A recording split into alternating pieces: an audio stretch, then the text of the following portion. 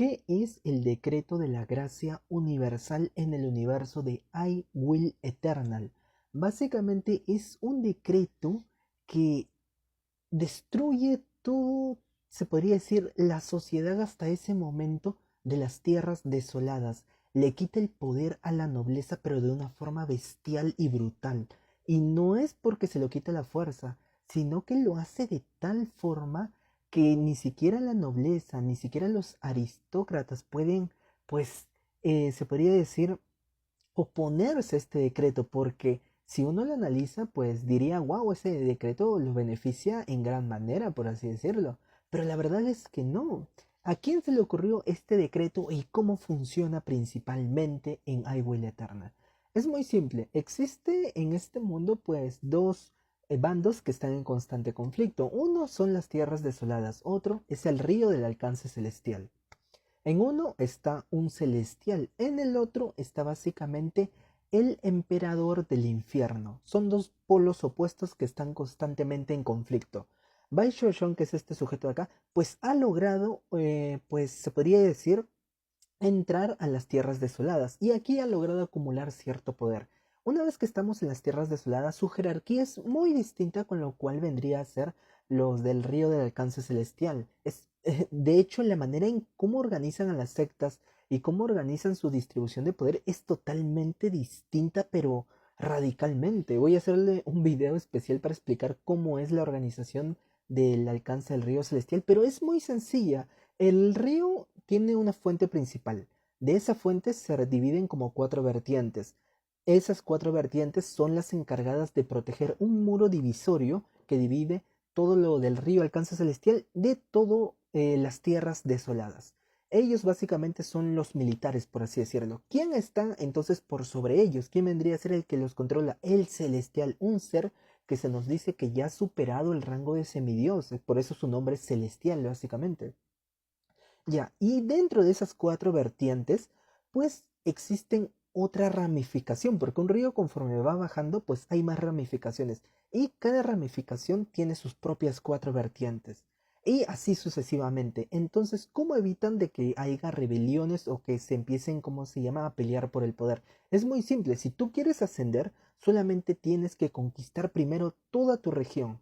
Como por ejemplo, si tomamos una primera, se podría decir, vertiente del río, la primera inicial, esta va a tener pues ahí una secta. La que me acuerdo ahorita es la del Dao de la polaridad. Luego de esa vertiente se van a dividir en otras cuatro vertientes. Dentro de esas cuatro vertientes, pues van a haber sectas respectivas.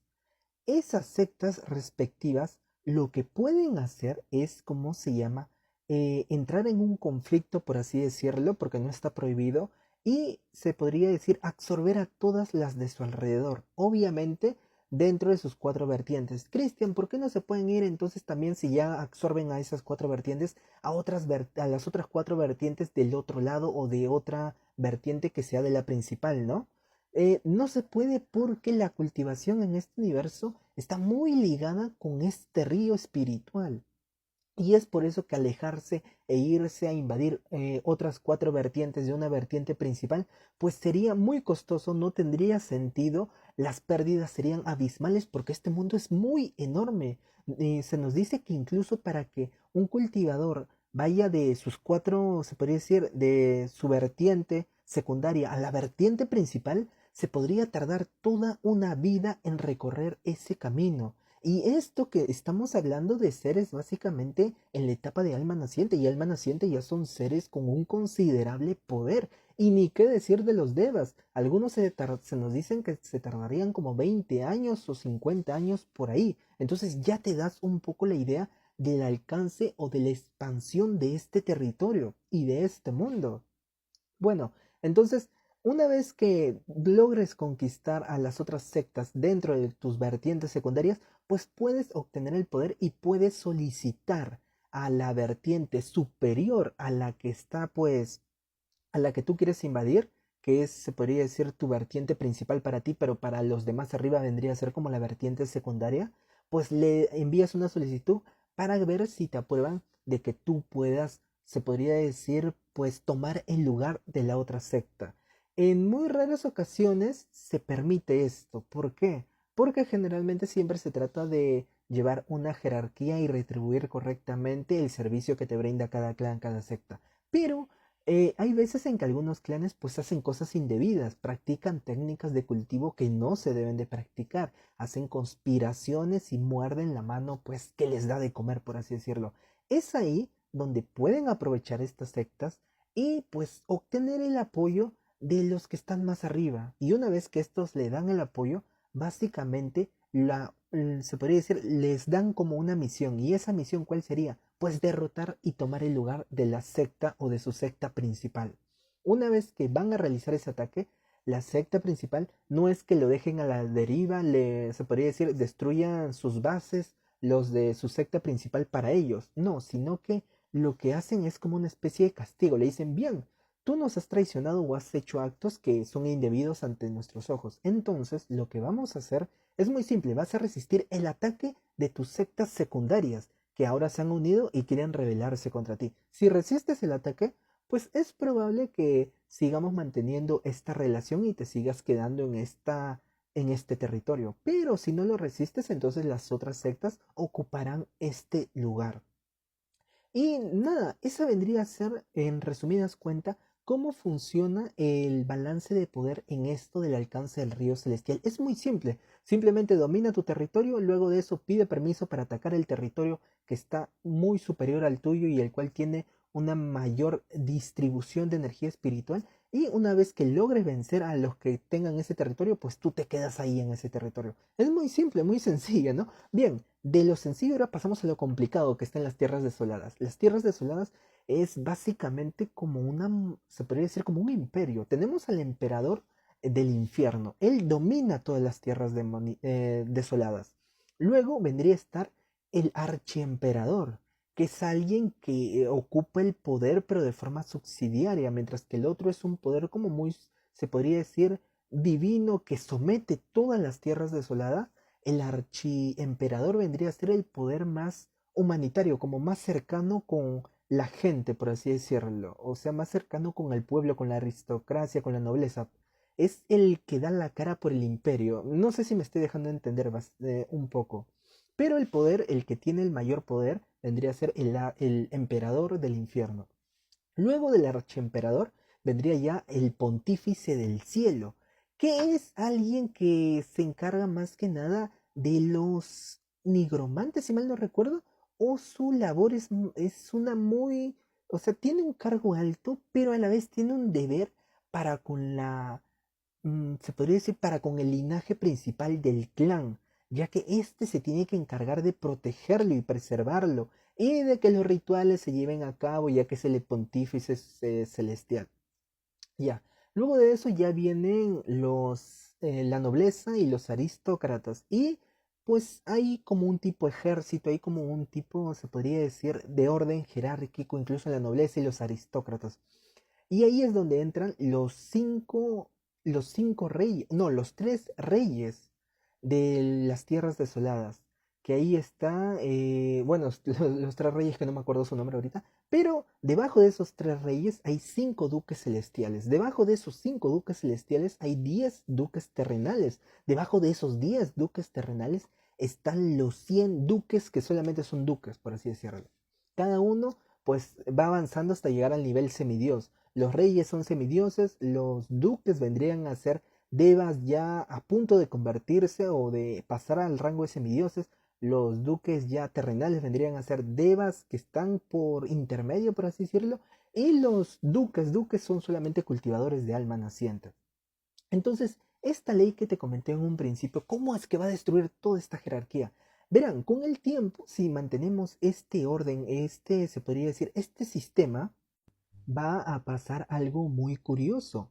¿Qué es lo que va a pasar? Es que la nobleza se va a estar enriqueciendo constantemente.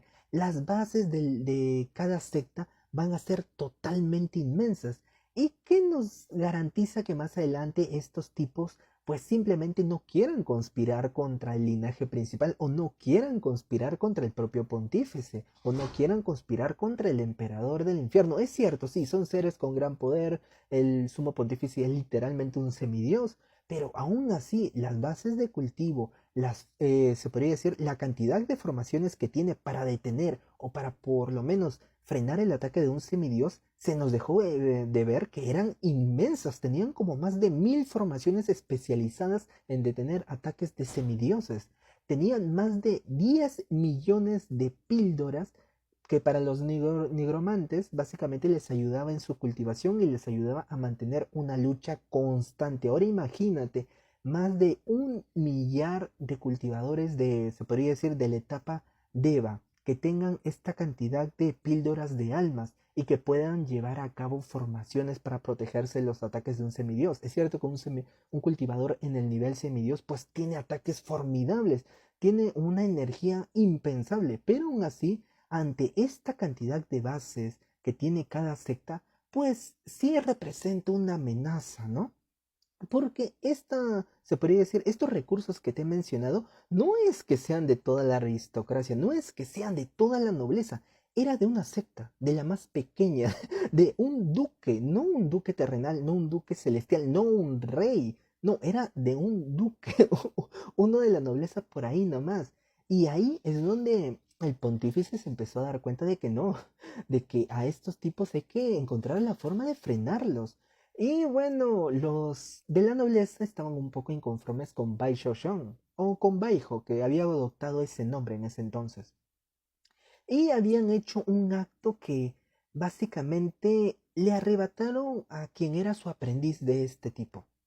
Y él no se lo tomó nada, se podría decir como, o sea, se lo tomó muy a pecho, esa es la palabra a describir, porque era una persona muy importante para él. Literalmente, al ser que secuestraron, era su aprendiz.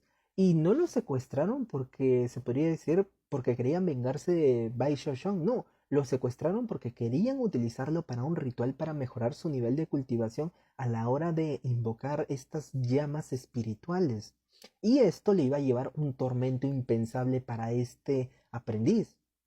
Es así que Baishoshon primero había recurrido al pontífice en ayuda, pero el pontífice le dejó en claro de que no le iba a ayudar en lo absoluto, que si no era algo que tenía que ver con la nobleza o tenía pruebas con las cuales podía pues extorsionar a la nobleza o atacarlos o a los otros duques o a los reyes, pues no le interesaba en lo absoluto.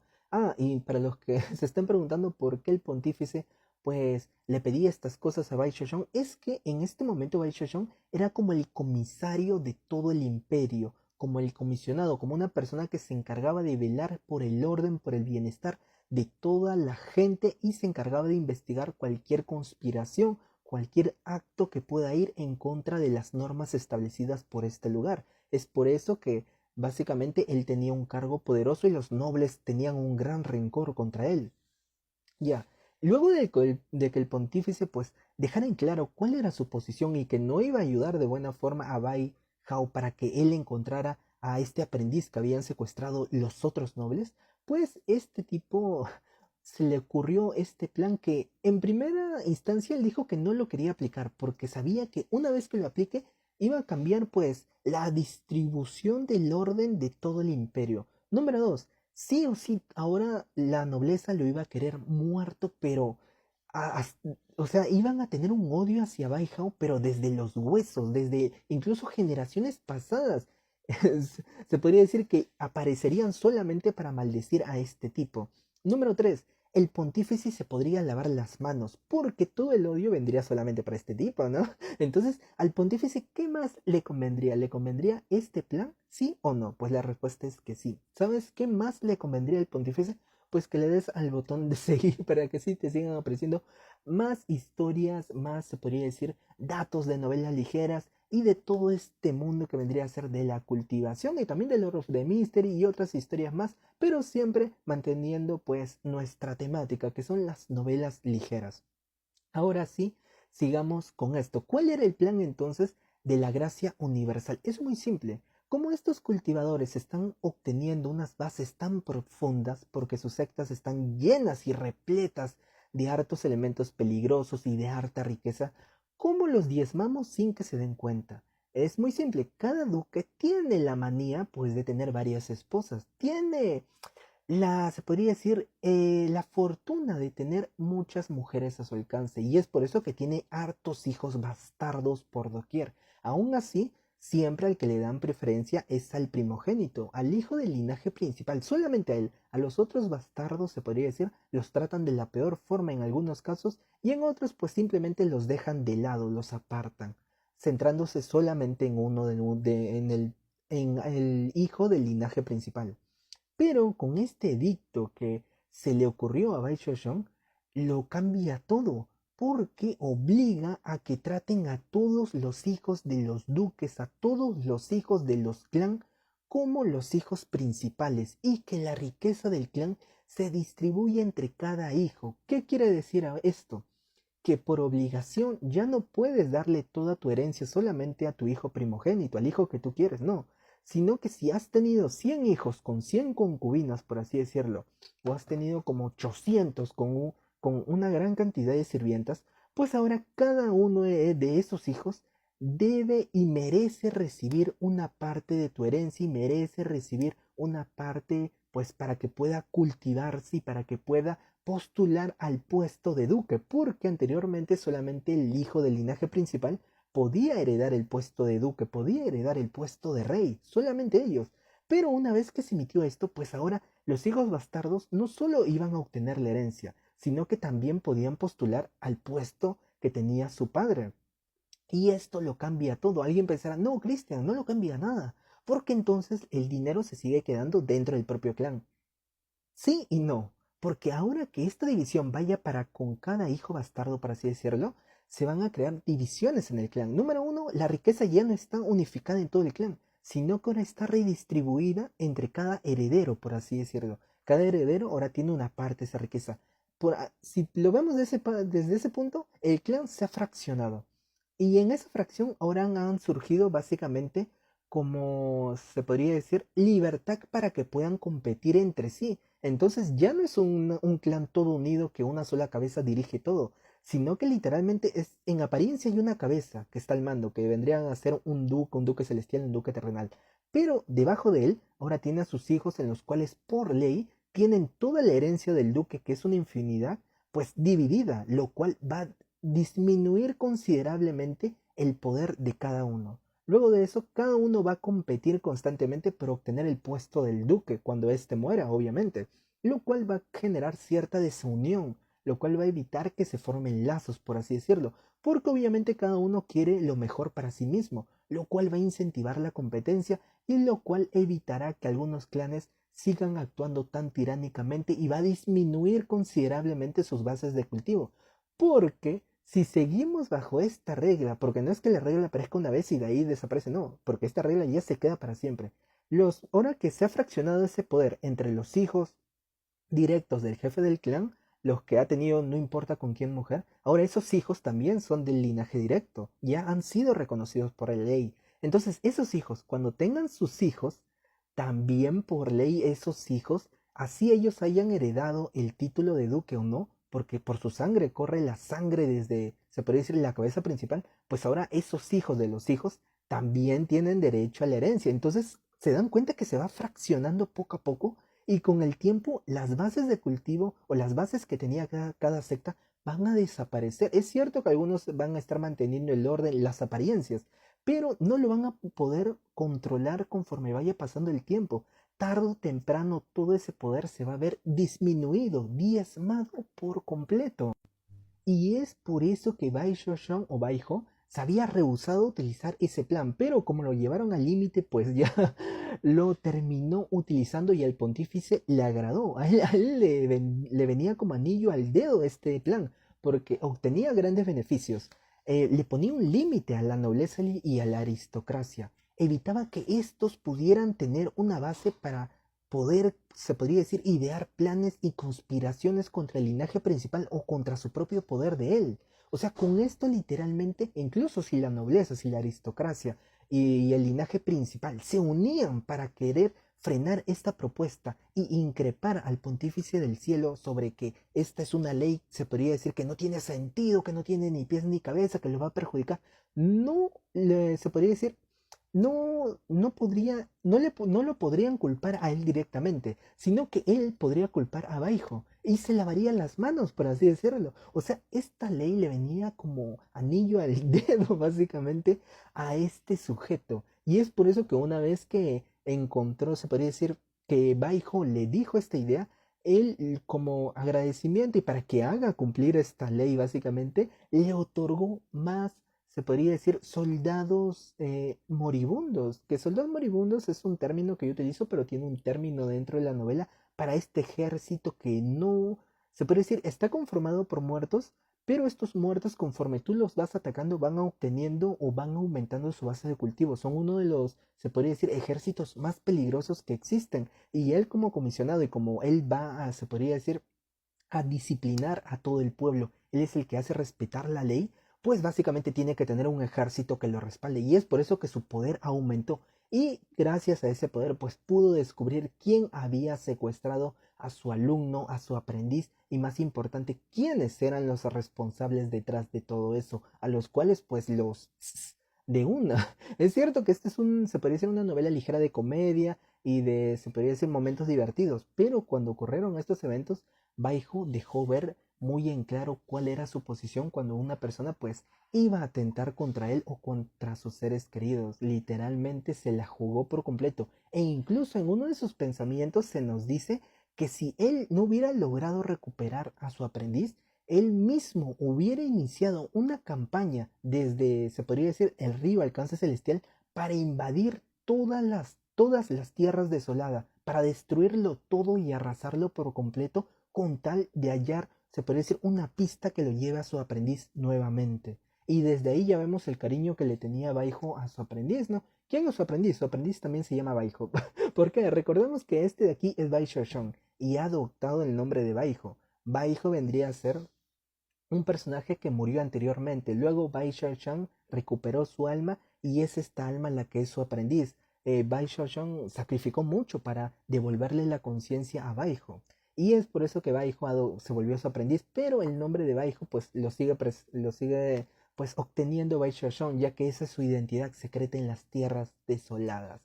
Y nada, espero que te haya gustado esta pequeña explicación sobre este universo que es I Will Eternal, el cual es muy increíble, la verdad, es genial. Hay hartas historias por contar de este mundo, hay hartas anécdotas de Bai Shoshong, de las cosas que hizo cuando era o adoptaba la identidad de cripta nocturna, todas las barbaridades que hizo cuando estuvo en la, se podría decir, la competencia de la espada caída, que es una, ahí ocurrieron muchas cosas que son graciosas, pero también tristes, porque un fantasma lo terminó acosando. Eso es como que un poco complicado de explicar aquí, porque es muy largo, básicamente, pero ese fantasma termina, pues, apareciendo en capítulos posteriores, e incluso lo termina siguiendo hasta las tierras desoladas. Y ahí es donde este tipo se da cuenta recién que en verdad el fantasma que había encontrado en la espada caída, pues no simplemente se había quedado ahí, sino que lo había seguido hasta este momento. Y da pie a muchas escenas cómicas y graciosas. Y también de buenas peleas. Aquí en esta novela ligera hay muy buenas, se podría decir, escenas de batalla y están muy bien descritas. Incluso cuando este tipo rapta a un semidios. Esta es una de las escenas que más me hizo reír. Cómo lo rapta y conforme lo va raptando, o sea, conforme va escapando junto a él, lo empieza a golpear porque el semidios estaba tratando de convencerlo de que se vayan a un lugar donde el semidios iba a tener la ventaja, por así decirlo, de sus perseguidores. Porque había otras personas que estaban persiguiendo a Bai Hao y al semidios. Y conforme iban escapando, pues el semidios trataba de pues incentivar a Baijo para irse a un lugar donde Baijo iba a estar, se podría decir, indefenso y el semidios iba a estar pues con más poder y gracias a eso los iba a salvar de sus perseguidores. Pero Baijo no era tonto, sabía que si el semidios recuperaba nuevamente sus poderes o obtenía un poder mayor que el de Baijo, pues lo primero que haría era castigar al tipo que se atrevió a golpearlo con su mano innumerables veces. Y nada, gracias por llegar hasta el final. Cuídate mucho, mantén tu distancia. Si te gustaría saber más de este universo que es I Will Eternal, yo soy eterno, pues escríbenlo en los comentarios. Dicho todo esto, chao.